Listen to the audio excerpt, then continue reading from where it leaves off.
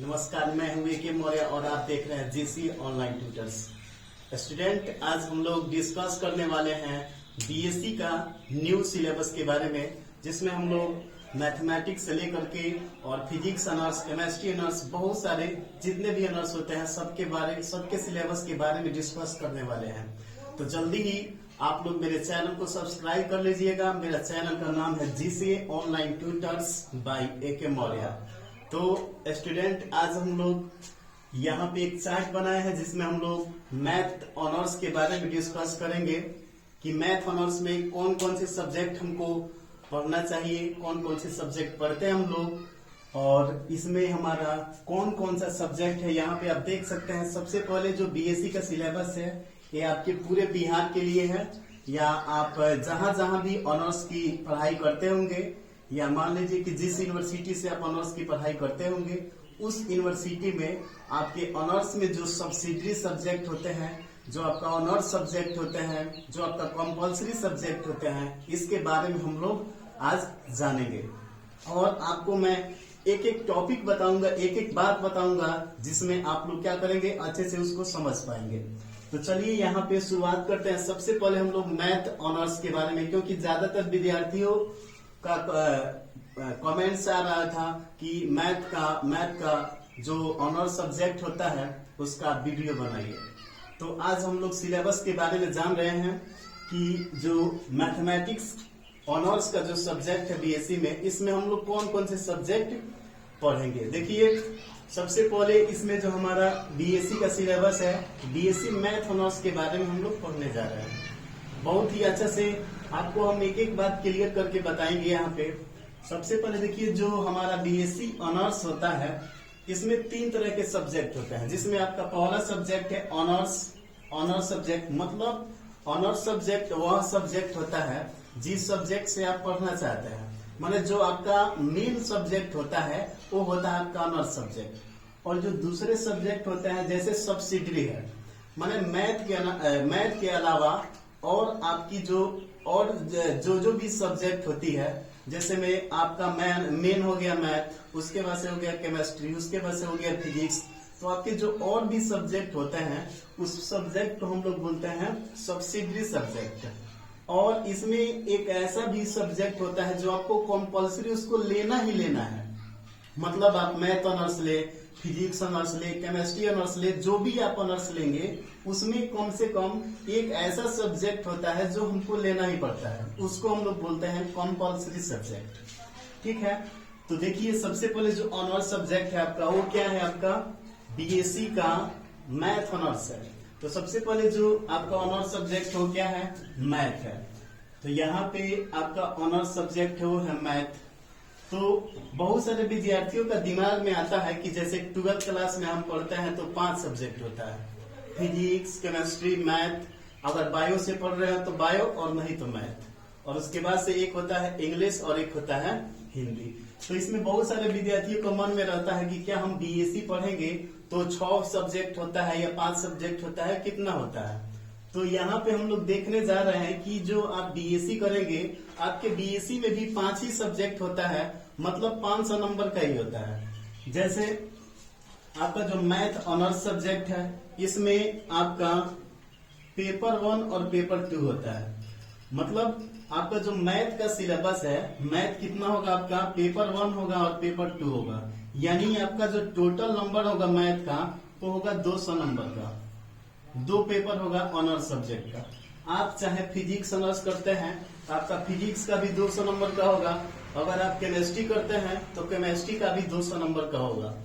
और दूसरा नंबर है सब्सिडरी सब्जेक्ट। अगर आप मैथ ऑनर्स कर रहे हैं तो आपका जो सब्सिडरी सब्जेक्ट है, यानी आपकी जो सब्सिडरी सब्जेक्ट है वो क्या होगा, आपका पहला तो जो सब्जेक्ट होगा वो होगा फिजिक्स, और दूसरा सब्जेक्ट होगा वो होगा आपका केमिस्ट्री, जो पढ़ते आ रहे हैं हम लोग 12th क्लास में। बहुत ही आसान है ये। आपका ऐसे सोचने पे लगता है कि बीएससी बहुत ही हार्ड है, लेकिन अगर इसको हम लोग एक एक चीजों को समझे तो बहुत ही आसान है।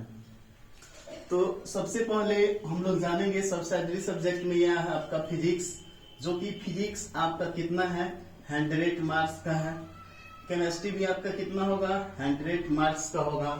इसके बाद एक आता है कंपल्सरी सब्जेक्ट।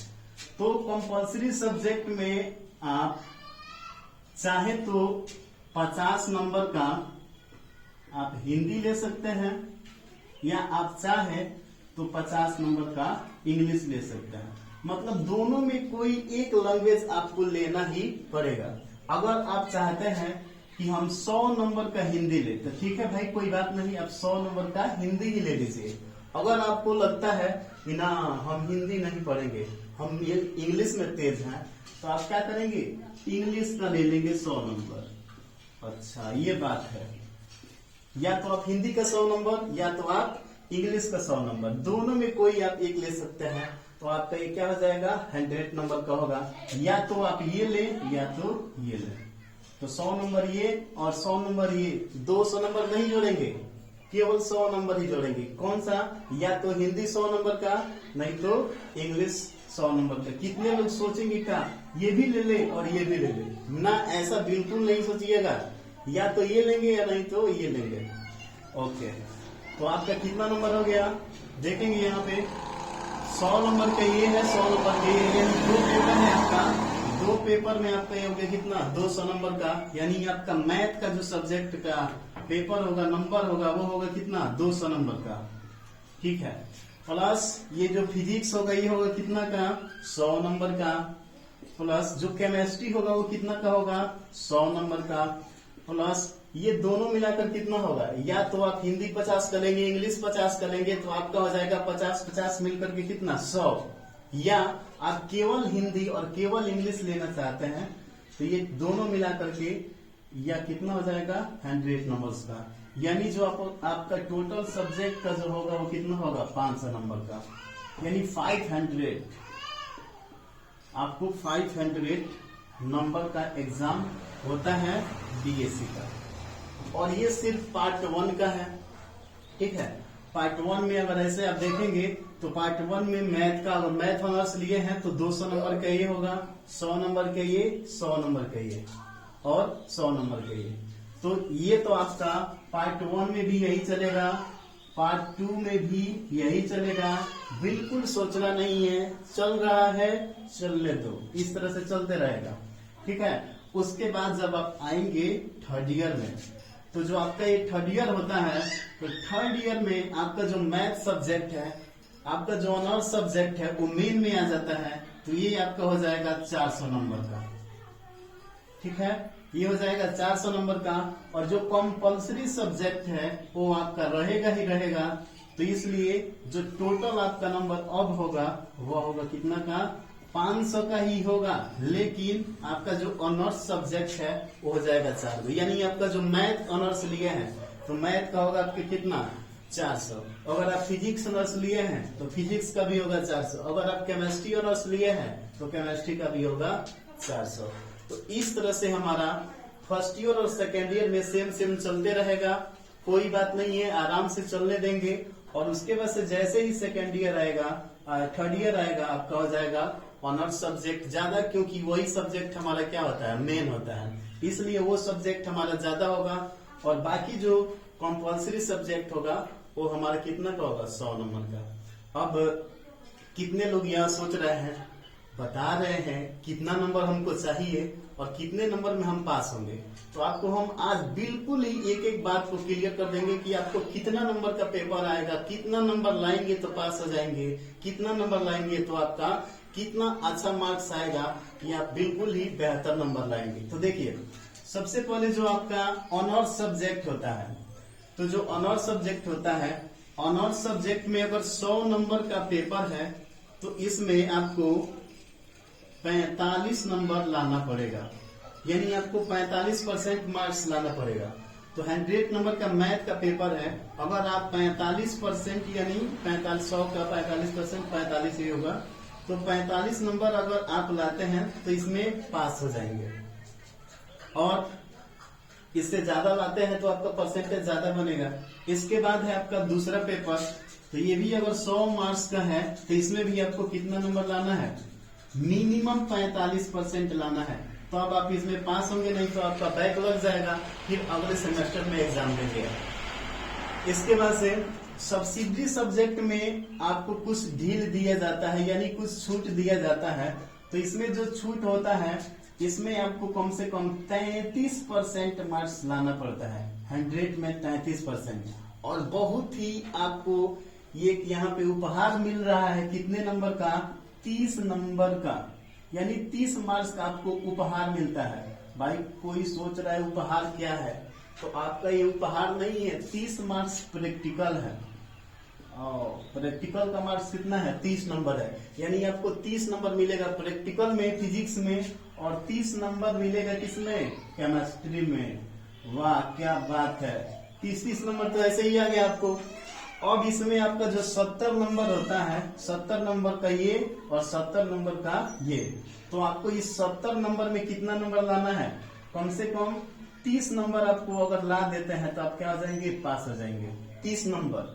और अगर इसमें भी 30 नंबर लेके आ जाते हैं तो आप क्या हो जाएंगे? पास हो जाएंगे। तो देखिए बहुत ही आसान है, 30 नंबर तो ये और 30 नंबर ये। अगर आप बिल्कुल अच्छे से पढ़ाई कर रहे हैं तो आपको प्रैक्टिकल में 27-28 नंबर मिल जाते हैं, और ये 30 नंबर ही अगर आप लाते हैं तो फिर भी आपका 30 और 30 ये 60, यानी 60% आपका रिजल्ट आराम से बन जाएगा। फिर उसके बाद से आपका ये हिंदी और इंग्लिश है, तो ये भी काफी अच्छा सब्जेक्ट है और इसमें आप लोग आसानी से तैयारी कर सकते हैं। तो विद्यार्थी आज के लिए हम लोग आज इतना ही पढ़ेंगे।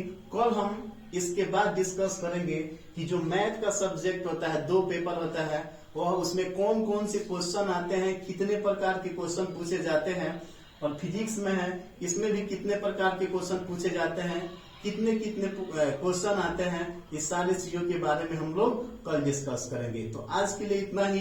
बने रहिए हमारे चैनल के साथ। अगर आपको वीडियो अच्छा लग रहा है तो आप चैनल को सब्सक्राइब कर दीजिए। अगर बहुत ही अच्छा लग रहा है तो अपने भाई बहनों के साथ शेयर कीजिए।